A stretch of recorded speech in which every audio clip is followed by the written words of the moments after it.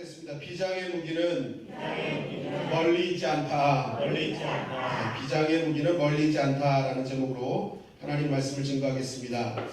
우리는 지지난주에 이 한 영혼을 얻기 위해서라면 여러 가지 모습으로 한 영혼을 향해 다가갔던 바울의 모습을 보았습니다. 헬라어를 필요한 사람에게는 헬라어하는 사람으로, 히브리어가 필요한 사람에게는 히브리어로 다가가고, 또 유대인들에게는 유대인의 모습으로 그들을 형제, 자매, 가족이라는 칭호를 붙여가며 그러한 모습들로 계속 다가갔죠. 그래서 율법이 없는 사람이 율법이 없는 사람처럼, 율법이 있는 사람은 율법이 있는 사람처럼, 이방인에게는 이방인 것처럼 항상 다가갔습니다. 그래서 사도 바울은 한 영혼을 얻기 위해서는 내가 무엇이든지 할 수 있다, 무엇이든지 괜찮다라고 했죠. 그렇게 이제 바울은 변호의 기회를 얻게 돼서 이 안토니오 요새의 중간에 있는 창에서 이제 자신의 변호할 수 있는 기회를 얻어서 자신을 죽이려는 유대인들을 향해서 복음을 선포합니다. 이때 이 사도 바울은 히브리어를 구사합니다. 그때 이 당시에 히브리어는 이제 아람어라고 하는데, 이 아람어로 진행된 그 연설이었기 때문에 모든 사람이 갑자기 조용해져서 이 사도 바울의 연설을 경청했습니다. 그런데 이렇게 평탄하게 진행되던 사도 바울의 이 간증이 어느 순간 폭동으로 이어졌습니다. 사도행전 22장 22절 23절 말씀입니다. 다 같이 읽겠습니다. 시작. 이 말하는 것까지 그들이 듣다가 소리질러 이르되 이러한 자는 세상에서 없애버리자. 살려둘 자가 아니라 하여 떠들며 옷을 벗어 던지고 티끌을 공중에 날리니. 자, 유대인들이 바로의 말을 듣다가 갑자기 소리를 높여서 얘기합니다. 없애버려야 된다. 바울은 없애버려야 된다. 세상에 있을 사람이 아니다 하고 굉장히 불편한 심기를 보여주면서 옷을 벗고 티끌을 날립니다. 이 유대인들에게 있어서 옷을 벗고 티끌을 날린다는 이 표현은요, 가장 분노에 찼다라는 어떤 그런 표현입니다. 그러니까 가장 분노에 찼을 때 나타나는 표현이 옷을 벗어던지고 티끌을 공중에 날리는 거죠.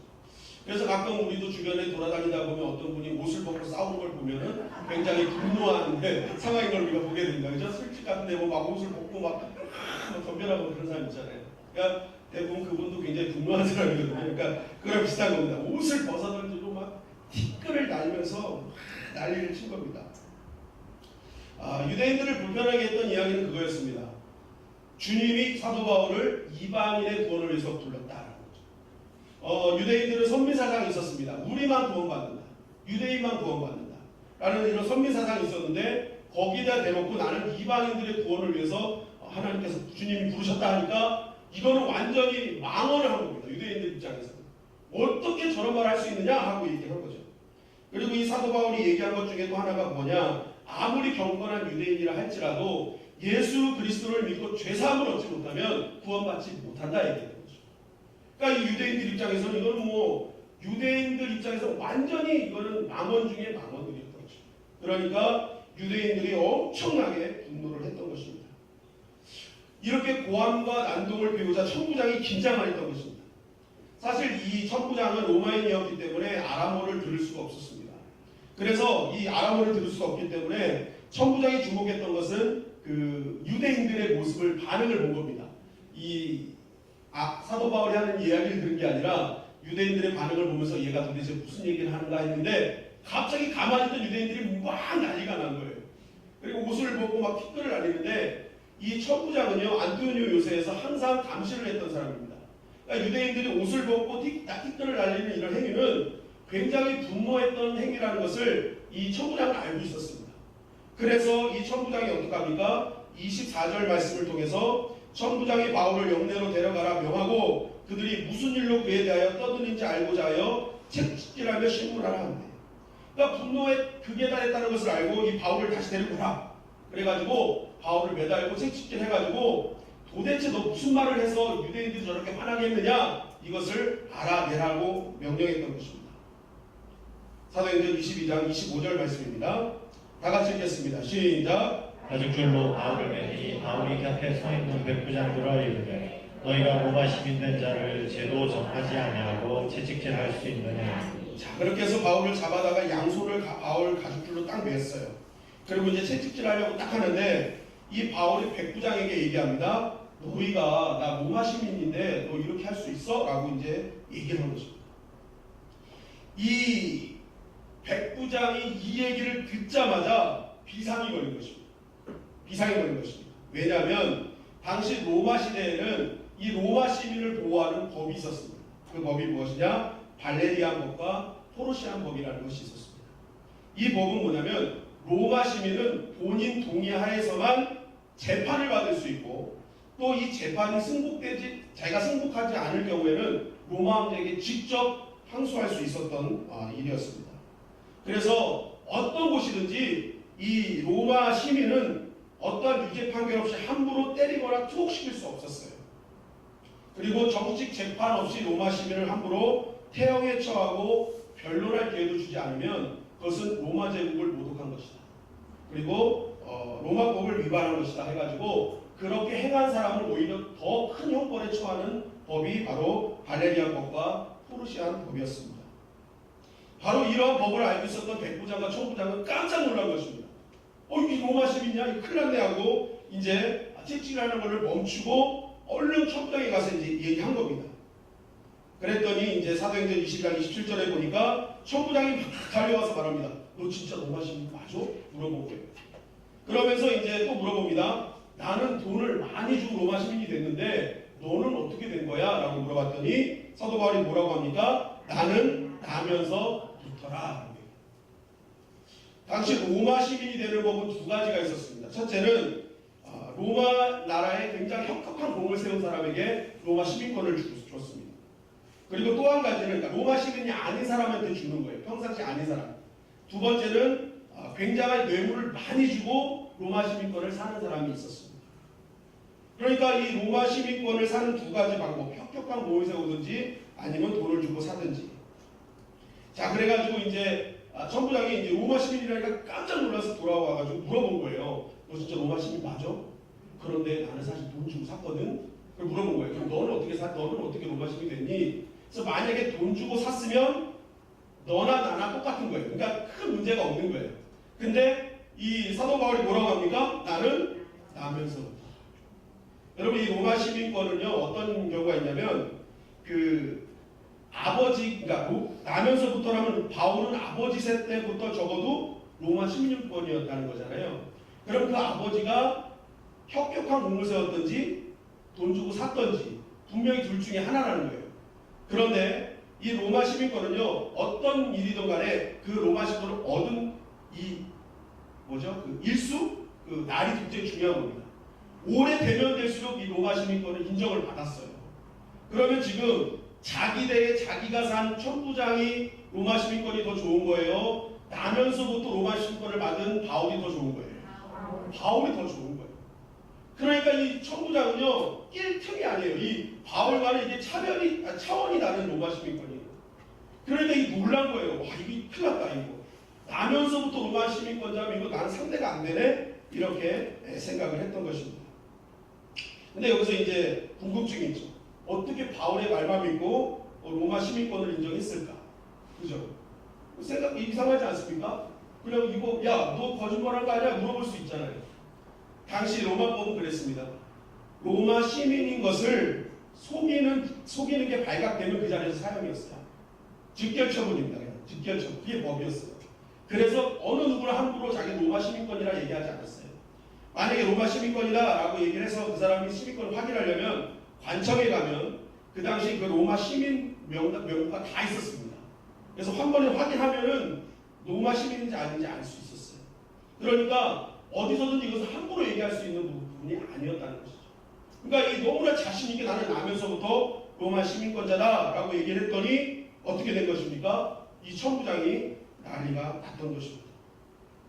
그래서 사도행전 22장 29절은 이렇게 증거합니다. 다 같이 읽겠습니다. 시작. 신문하려는 사람들이 곧 그의 소문로 가고 천부장도 그가 로마 시민인 줄 알고 또 그 결박한 것 때문에 두려워하니라. 신문하려던 병사들은요 이거는 뭐 천부장도 떠는데 병사들은 뭐 어떻게 했습니까? 그냥 오금이 저리는 겁니다. 그래서 조용하게 도망가고 이제 이 로마 시민을 결박했던 천부장은 너무너무 두려웠던 것입니다. 그래서 천부장 그때부터 여러 가지 방법을 강구하다가 생각난 방법이 22장 30절 말씀입니다. 다 같이 읽겠습니다. 시작. 이튿날 선부장은 유대인들이 무슨 일로 그를 고발하는지 진상을 알고자 하여 그 결박을 풀고 명하여 제사장들과 옹회를 모으고 바울을 데리고 내려가서 그들 앞에 세우니라. 자, 천부장이 어떤 것을 생각해냈느냐? 도대체 유대인들이 왜 바울에게 저렇게 난리를 칠까? 그 이유가 뭘까 궁금한 겁니다. 그래서 모은 것이 뭐냐? 공회, 사내들인 공회였습니다. 이 사내들인 공회는요, 당시에 그 유대인 정치기관으로서 입법, 사법, 행정 기능을 다 갖추고 있는 공회였습니다. 총 인원은 71명의 그런 어떤 대제사장 그리고 바리새인, 사두개인들로 구성된 정말 엘리트들이 모인 그런 공회였죠. 그런데 천부장이 왜 이것을 모았느냐? 사실 천부장이 로마 시민이기 때문에 로마법은 어떻게 할 수 없어요. 그런데 바울은 또 누구예요? 유대인입니다. 그러니까 천부장이 생각한 거예요. 그래, 로마법으로 해결할 수 없지만 유대법으로 해결해보자. 그래서 이 사람이 혹시라도 무슨 일인지 이렇게 쳤다가 죄가 발각됐을 경우에는 내가 그를 잡은 것부터 해가지고 모든 게 다 해결될 수 있을 것이라 생각했던 것입니다. 그래서 유대인들 입법기관인 이 사내들인 공회를 모아놓고 이 바울의 죄를 찾기 위해서 이 사내들인 공회를 긴급 소집했던 것입니다. 이 71명에 이제 둘러싸인 사도 바울이 된 거예요. 71명이 탁 둘러서서 사도 바울의 죄를 이제 캐려고 하는 것입니다. 그런데 이 사도행전 23장 1절을 보니까 이 71명의 앞에서도 사도 바울은 나는 여태까지 하나님 앞에 범사에 한 번도 양심을 거스려 본 적이 없다. 하나님을 나 숨겼다라고 정확하게 증거했습니다. 그랬더니 이것을 본 대제사장 아나니아가 이 분노를 하게 된 것입니다. 왜냐하면 이 올바른 하나님 앞에 올바른 사역을 했다 안 했다 이거 평가는 대제사장이 해야 되는데 본인이 하고 말하고 본인이 하니까 화가 난 것입니다. 그래가지고 사도행전 23장 2절에 보니까 뭐라고 합니까? 대제사장 아나니아가 바울 곁에 서 있는 사람들에게 그 입을 치라 명했던 것입니다. 여러분 당시 유대인들에게 입과 뺨을 치는 것은요 가장 인격적인 모독이었습니다. 가장 심한 인격적인 모독이었어요. 이것을 거의 짐승 취급하는 거였습니다. 입하고 뺨을 치는 것은. 그러니까 이게 엄청난 모독을 한 것입니다. 그랬더니 사도행전 23장 3절에 뭐라고 합니까? 바울이 이르되 회칠한 감이여 하나님이 너를 치시리로다. 너가 지금 하나님의 율법 가지고 나를 심판한다 하면서 어떻게 하나님의 사람들, 하나님의 그런 법을 이렇게 인격적인 모독을 가하면서 할 수 있느냐? 이 겉과 속이 다른 놈아 한 거예요. 너 지금 너 바르게 한 거 아니야. 너 하나님의 율법 갖고 나를 심판한다고 하는데 율법대로 하지 않고 왜 너 마음대로 해, 감정대로 해 하고 사도 바울이 딱 돌직구를 날려버린 것입니다. 그랬더니 사도행전 23장 4절 5절 말씀해 보니까 곁에 선 사람들이 뭐라고 합니까? 그 사람 대제사장이야 라고 얘기해요. 너 그 사람 함부로 얘기할 사람이 아니라 그 사람 대제사장이야. 너 지금 뭐하는 짓이야? 라고 했더니 바울이 뭐라 합니까? 나는 그가 대제사장인 줄 알지 못하였노라. 뭐 대제사장이 대제사장인지 왜 알지 못했느냐? 뭐 이런 신학적인 요점은 바울이 뭐 10년 동안 유대교를 떠나 있었기 때문에 누가 대제사장인지 전혀 몰랐을 경우가 있다 하고 급조된, 급히 모인 공회였기 때문에 이 옷으로만으로도 대제사장이 누군지 알 수 있었거든요. 그런데 긴급 소집한 거기 때문에 그 옷을 착용할 시간이 없었기 때문에 사도 바울이 몰랐을 가능성이 크다라고 얘기를 합니다. 신학자들은. 어쨌든 이렇게 해서 이제 대제사장을 모독한 게 됐잖아요. 그러니까 이 사도 바울 입장에서는 굉장한 위기에 봉착한 것입니다. 위원장을 막 돌직구를 날려가지고 너 지금 잘못하고 있어 하고 삿대질을. 그때 바울이 어떻게 위기를 헤쳐나가는지 사도행전 23장 6절은 이렇게 증거하고 있습니다. 다 같이 읽겠습니다. 시작. 바울이 그중 일부는 사두개인이며 다른 일부는 바리새인인 줄 알고 공회에서 외쳐 이르되 여러분 형제들아 나는 바리새인이며 또 바리새인의 아들이라 죽은 자의 수한 곧 부활로 말미암아 내가 신문을 받노라. 자, 바울이 이제 그 위기 상황에서 쫙 주변을 둘러봤더니 이 사두개인들과 바리새파가 나누어진 것이 보이게 된 겁니다. 여러분 이 사두개인은요 다윗 시대에 사독이라는 제사장이 있었는데 이 사독의 후예를 자청하는 사람들이었습니다. 그래서 이 사두개인들은 모세 오경만 인정을 하고 나머지 구약을 정경으로 받아들이지 않습니다. 그리고 부활, 천사 뭐 이런 것들, 신비적인 것들을 인정하지 않는 사람들이 사두개인들이었습니다. 그에 반해 바리새인들은 모세 오경뿐만 아니라 나머지 구약을 다 정경으로 인정했고 부활이나 천사나 이런 영적인 것, 신비화적인 것들도 다 인정하는 사람들이 바리새파였습니다. 그러니까 사내들이 공에 같이 엘리트로 있지만 두 사람들은 신앙과 신학에서 굉장한 차이를 보였던 사람들이 이 사두개인과 바리새파였던 것입니다. 이것을 보고 이 사도 바울이 뭐라고 합니까? 여러분 형제들아 나는 바리새인이요 또 바리새인의 아들이라. 바리새파를 향해서 자기가 바리새인이거든요. 나는 바리새인이야 형제들아 나 바리새인이야 라고 얘기를 한 거예요. 그러면서 나는 죽은 자의 소망고 부활로 말미암아 내가 지금 신분을 받고 있어 라고 바리새인들에게 이야기를 했던 것입니다. 바리새인들이 이렇게 얘기를 한 거예요. 물론 바리새인들이 알고 있는 부활 사상과 지금 사도 바울이 알고 있는 부활 사상은 다릅니다. 그렇지만 이 바리새인들은 그 단어만 보고도 저 바리새인이네 라고 인정을 했던 것이죠. 결국 이 사도 바울이 나는 바리새인이야 라고 외치니까 어떤 일이 벌어지느냐. 사도행전 23장 7절 말씀입니다. 다 같이 읽겠습니다. 시작. 그 말을 한즉 바리새인과 사두개인 사이에 다툼이 생겨 무리가 나누어지니. 네, 이 말을 하자마자 바리새인과 사두개인이 싸우기 시작했어요. 왜 싸웠습니까? 바리새인들은 저거 보니까 내 편이네 된 거예요. 내 편이네. 사두개인들은 뭐예요? 저건 계속 죄인이에요. 저건 더 말도 안 되는 죄인이 돼버린 거예요. 그러니까 이 두 사이에서 이제 바울은 가만히 있는 거예요. 가만히 있고 둘이 싸우기 시작한 거예요. 이제이가 된 겁니다. 그러니까 막 두 사람이 막 싸움이 생긴 거예요. 그래서 9절 말씀에 뭐라고 합니까? 크게 떠들세 바리새인 편에서 몇 서기관이 일어나 다투고 이르되 우리가 이 사람을 보니 악한 것이 없도다. 혹 영이나 혹 선사가 그에게 말하였으면 어찌하겠느냐. 아예 대놓고 자기 편으로 얘기하는 거예요. 악한 것 없다 이 사람. 이 사람은 아무것도 잘못 없어. 그러니까 이 사람 풀어줘야 돼 이렇게 얘기하는 거죠. 그러니까 사두개인은 안 된다 하면서 이제 싸움이 생기니까 이제 10절 말씀에 23장 10절 말씀에 천부장이 이러다가 바울 죽겠구나 해가지고 오히려 바울을 그곳에서 구출해가지고 영내로 데려갔다 그런 것입니다. 결국 바울은 이 사내들에서 유죄의 판결을 위기에서 벗어날 수 있었던 것입니다.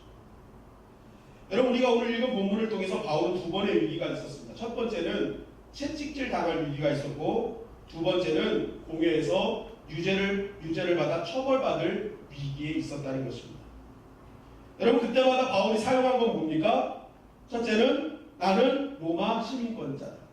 둘째는 뭐라고요? 나는 바리새인이다 라고 얘기했습니다.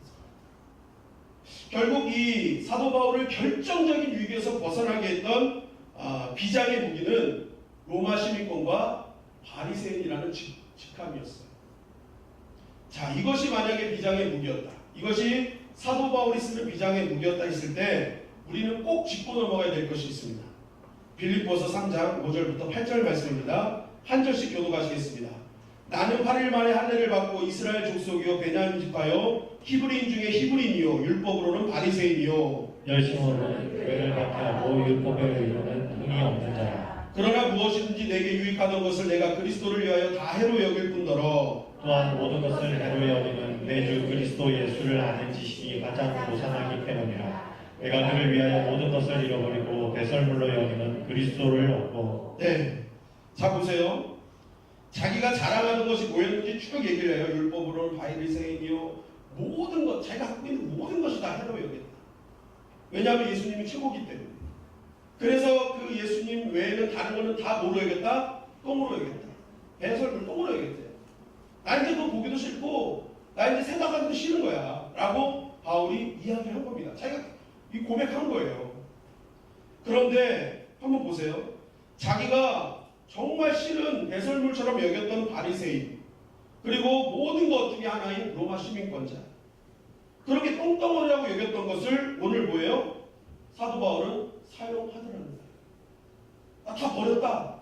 이제 내 거 아니라고. 더럽다. 라고 했던 거를 그대로 사용하고 있다는 것입니다. 여러분 그렇다면 바울은 이중인격자입니까? 자기는 난 이거 다 버릴 거야. 나 이거 내 거 아니야 하고 뒤에 가서는 자기 마음대로 생활하는 그러한 이중인격자, 이중생활하는 사람이니까. 여러분 우리가 알듯이 사도 바울은 한 번도 예수님을 만난 이후로 십자가만을 자랑하고 예수님을 위해서만 살아갔던 사람을 우리는 잘 알고 있습니다. 그런데 오늘 말씀해 보니까 어떻게 하는 거예요? 그 배설물처럼 여겼던 것을 그대로 사용하고 있는 바울의 모습. 여러분 이것을 우리가 해결하기 위해서는 왜 이것을 배설물처럼 여겼는지 우리는 정확하게 알고 있어야 돼요. 그것은 사도 바울이 예수님을 만나고 인생을 살아오면서 예수님을 만나기 전까지 자기가 자랑으로 여겼던 것을 가만히 생각해 보니까 그게 자랑 같았는데 다 예수님의 사역을 맡고 예수님의 나라를 막는 도구였던 거예요. 자기가 바리새인 중에 바리새인으로 열심을 다해서는 율피부리 중에 히브리녀 이걸 자랑했던 것이 결국 어떻게 된 거예요? 교회를 박해하고 예수 믿는 사람을 핍박하는 도구가 되었던 것이죠. 그래서 어떻게 하는 거예요? 이거 그렇게 사용했던 도구들 사용하지 않는다. 하나님의 나라를 막고 하나님의 교회를 방해하는 이 도구들은 내가 사용하지 않을 거야 라고 사도 바울이 고백했던 것입니다. 이것을 반대로 이제 보시면 됩니다. 만약에 내가 갖고 있던 것이 하나님의 나라를 위한 것이고 영혼을 살리는 일이라면 어떻게 할 수 있다는 거예요? 그것을 사용할 수 있다는 거예요. 그것이 하나님의 나라를 방해하는 것이면 똥덩어리예요. 배설물이에요. 그러나 그것이 하나님의 나라를 위해서 생명을 위해서 사용되기 시작한다면 나는 그것을 하나님의 도구로 사용하겠다는 바울의 고백이 들어있는 것입니다. 여러분 그래서 바울은요 율법에 밝았기 때문에 율법과 예수님의 복음의 관계를 정확하게 설명할 수 있었습니다. 헬라어에 능통했기 때문에 헬라어로 기록된 성경 신약성경 4분의 1을 기록할 수 있었습니다. 히브리어에 능통했기 때문에 헬라어를 알지 못하는 유대인들에게 복음을 증거할 수 있었습니다. 굉장한 학식이 있었기 때문에 굉장한 학식을 가진 사람들에게 진짜 예수님이 누구인지를 전할 수 있는 능력이 있었습니다. 로마 시민권도 마찬가지입니다. 여러분 로마 시민권이 하나님 나라를 위해 사용된다 하면 과감하게 사용했던 것입니다. 여러분 이 로마 시민권이 나중에 어떤 결과까지 갑니까? 이때부터 로마 시민권을 안 천부장이 바울을 보호하기 시작하잖아요. 열혈 유대인 40명이 바울을 죽이겠다고 하는 소문이 들리자 바울을 위해서 몇 명의 군인을 붙여줍니까? 472명을 붙입니다.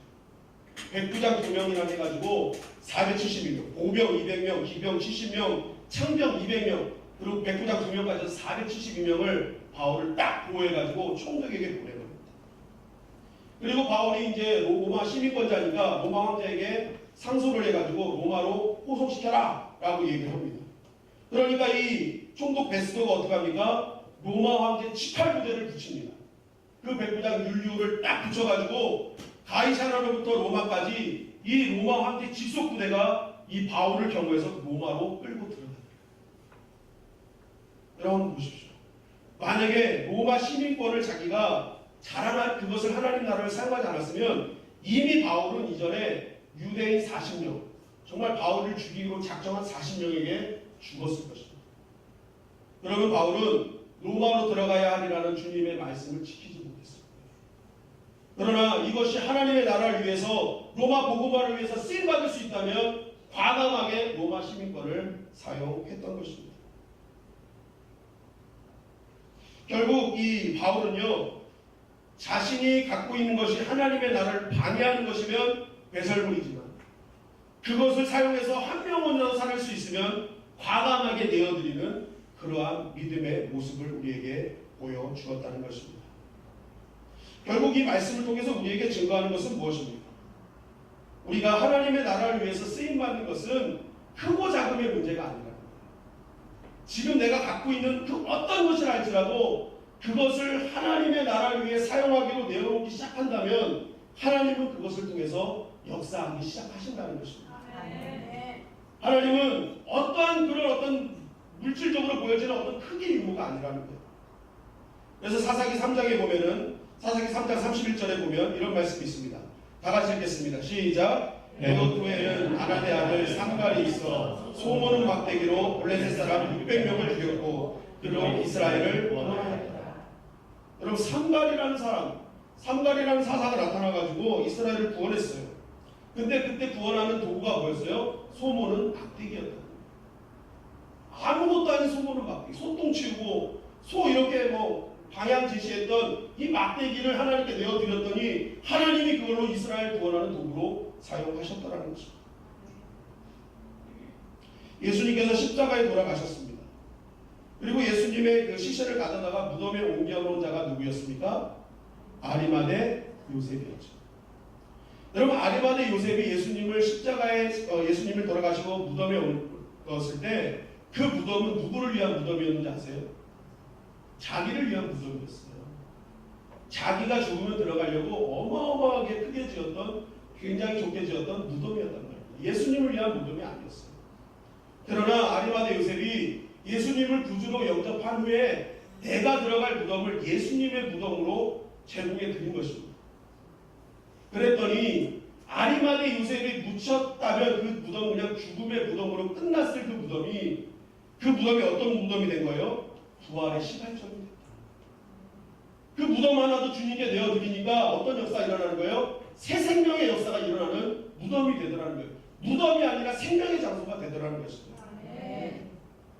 여러분, 이처럼 하나님께서 쓰시는 것은 어떤 특별한 것을 쓰는 것이 아니라 지금 내가 갖고 있는 것을 그냥 하나님께 내어드릴 때 하나님은 그것을 가지고 사용하신다는 것입니다. 여러분, 모세가 하나님의 막대기로 히브리어도 보면 마테라는 단어를 써요. 그냥 마른 막대기, 마른 막대기. 그런데 이 마른 막대기를 가지고 출애굽기 4장 17절에 보니까 이렇게 말씀하셔요. 너는 이 지팡이를 손에 잡고 이것으로 이적을 행할지니라. 또 이 막대기로 이적을 행해. 그랬더니 신명기 8장 4절에 이 40년 동안에 내 의복이 헤어지지 아니하였고 내 발이 부르트지 아니하였고. 그 마른 막대기 하나 갖고 갔더니 하나님께서 40년 동안 의복도 헤어지지 않고 발이 부르지 않은 이적의 역사를 일으키셨다는 것입니다. 여러분, 우리가 이 세상 가진 것이라고 하면 마른 막대기 하나일지라도 그것을 하나님께 내어드리기만 한다면 하나님이 그것을 사용해서 엄청난 역사를 일으켜 주신다는 것입니다. 여러분, 오늘날에도 하나님께서 사용하시는 방법은 동일하죠. 하나님은 나에게 없는 것으로 사용하시는 것이 아니라 내가 있는 오늘 내 모습 그대로를 사용하기를 원하신다는 것입니다. 그래서 우리가 기도할 때는 하나님 나에게 없는 것 달라고 기도하는 것이 아닙니다. 내가 있는 것을 하나님께 내어드릴 수 있는 용기를 주시옵소서. 믿음을 주시옵소서. 그래서 여러분, 우리 집이 60평이냐 30평이냐 15평이냐 이런 게 중요한 것이 아니죠. 그 집을 위해서 내가 지금 주님을 위해서 어떻게 사용하느냐가 중요한 것입니다. 내가 지금 500만 원을 버느냐 300만 원을 버느냐 100만 원을 버느냐가 중요한 것이 아닙니다. 지금 내가 버는 수입을 어떻게 주님을 위해서 사용하고 있느냐가 중요하다는 것입니다. 여러분, 교회도 마찬가지죠. 대형교회냐 중형교회냐 개척교회냐 이것이 중요한 게 아니라는 거예요. 교회가 하나님 앞에 어떻게 사용되어지고 있느냐가 중요한 것입니다. 월요일날 생각지도 못한 사건이 교회에 있었습니다. 이것 때문에 제가 이제 파출소도 갔다 오고 경찰서도 갔다 왔어요. 그래서 진술서를 다 쓰고 왔는데 생각을 참 많이 했습니다. 이것을 어떻게 해결해야 될 것인가, 무엇이 다른 것인가, 하나님이 무엇을 원하시는가라고 생각을 했는데 일이 진행되면서 계속 하나님께서는 교회다운 선택을 하는 것이 중요하다라는 음성을 자꾸만 주십니다. 그래서 이 일을 저지른 이 사람에 대해서 선처를 호소했습니다. 형사처벌을 원치 않지만 교회에 접근하는 것만 막아주십시오. 라고 이렇게 해서 파출소, 경찰서에서 다 얘기했습니다.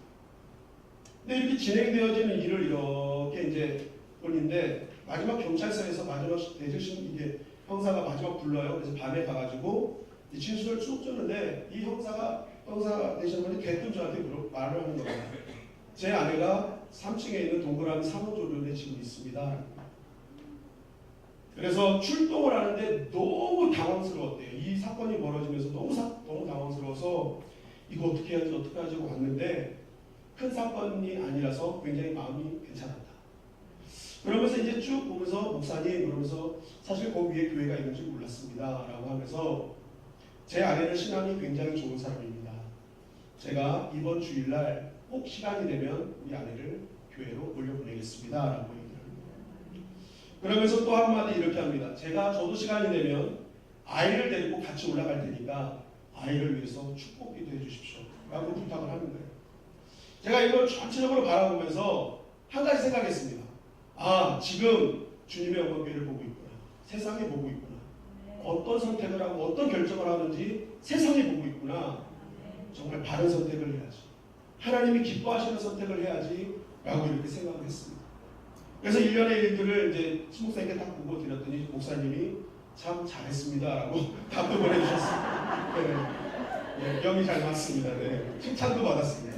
네, 그래서 어쨌든 여러분 다음 혹시 이번 주일날 그분은 근데 형사같이 안 생겼어요. 오히려 제가 형사같이 생겼지 그분은 목사님처럼 생겼어요. 오히려 제가 앉으면서 이분 어떻게 형사를 하지 이런 걸 했는데 어쨌든 뭐 자리가 좀 바뀌었던 느낌이 있었는데 어쨌든 새로운 분들이 오면요 이 젊은 부부가 얘기한 거 보면 정말 반갑게 맞이해 주시길 간절히 바랍니다. 네, 오실 수도 있어요. 그러니까 그런 얘기를 하셨기 때문에 그러니까 이 모든 상황들이 그분 마음에 맞지 않았는가 싶어요. 형사로서 얼마나 많은 교회와 많은 것들을 보았겠어요. 그런데 보았더니 이 교회 괜찮은. 그래서 이제 어쨌든 이런 좋은 간증들도 있는 거죠. 여러분 교회가 크기가 중요한 것이 아닙니다. 그 교회가 지금 어떤 방향으로 가고 있는지 어떻게 쓰임 받고 있는지가 더욱더 중요하다는 것입니다. 아무리 부족하고 보잘것없이 보일지라도 내가 지금 그것을 하나님께 되어드리고 연결되어지기 시작하면 거기서 역사가 일어나는 것입니다. 지금 여러분들이 가지고 있는 것, 얻고 있는 것, 여러분들이 갖고 싶은 것은 무엇입니까? 여러분 그것이 만약 주님을 알고 주님께 나가는 것을 방해하는 것이라면 과감하게 개선을 여기십시오. 그러나 그것이 더 주님을 알 수 있게 하고 더 주님과 가까워지게 하는 도구가 된다면 무조건 하나님의 나라를 위해 드리는 믿음이 있기를 간절히 바랍니다. 그럼 하나님이 역사하시는 거예요. 어떤 분은 그래요. 목사님 저는 드릴 게 없어요. 드릴 게 없어요. 막 그래요. 여러분 제가 그분이 여자 성도님이면 꼭 하는 말이 있습니다. 살림이라도 잘하시라. 살림이라도. 여러분 살림의 반대는 뭐예요? 죽임이잖아요. 제가 늘 말씀드리잖아요. 살림의 반대는 뭐다? 죽임이다. 그러니까 살림을 잘하면 가정이 살고 살림을 못하면 가정이 죽는 거예요. 그게 살림이에요. 살림이라는 거예요. 그래서 여러분 살림을 할 때 내가 그래 이 살림조차도 내가 하나님께 내어드려야지. 그죠? 그래서 음식을 할 때도 내가 이거 주님께 드리는 마음으로 음식을 하는 거예요. 내 자녀를 볼 때도 어린아이를 주님께 오는 것을 금하지 말라 했는데 이 아이를 정말 하나님의 도구로 막 사용되기를 마음속에 간직하는 거예요. 여러분 그런 살림을 잘하는 가정에서 남편이 사회에 나가면 얼마나 힘이 나겠습니까? 그리고 그런 가정에서 자란 아이가 얼마나 이 시대에 믿음의 자녀로 쓰임 받겠습니까? 여러분 살림조차도 하나님께 내어드리면 하나님의 역사가 그 가정에서부터 흘러넘치게 될 줄 믿습니다. 그러니까 모든 것을 하나님께 내어드리는 거예요. 아무리 작은 것이라도 하나님께 내어드리기 시작하면 거기서부터 하나님의 영광과 능력이 임하게 되는 것입니다. 여러분 지금 여러분들에게 있는 것이 무엇입니까? 두 손이 건강합니까? 그 손을 하나님께 내어드리시길 간절히 바랍니다. 목청이 좋으십니까? 1, 2부 찬양대 있습니다. 다 지원하세요. 그래서 우리 찬양대 나오면 여기가 텅텅 비어 있어요. 다 찬양대로 이렇게 찬양하고 그죠? 얼마나 좋습니까? 여러분 두 다리가 건강하십니까? 토요일 청소 시간에 나오시고 나오시는 거예요. 두 다리는 계속 갈 수 있는 나오시는 거예요. 여러분 우리가 가진 것을 드리기만 하고 하나님께 나아가기 시작한다면 그 삶 자체를 통해서 하나님이 기사와 역사를 일으켜 주시는 것입니다. 여러분 지금 여러분들이 가진 것이 무엇인가요? 그것이 크든지 작든지 화려하든지 부끄럽든지 모든 것 다 주님께 내어드리기를 주님의 이름으로 간절히 축원합니다.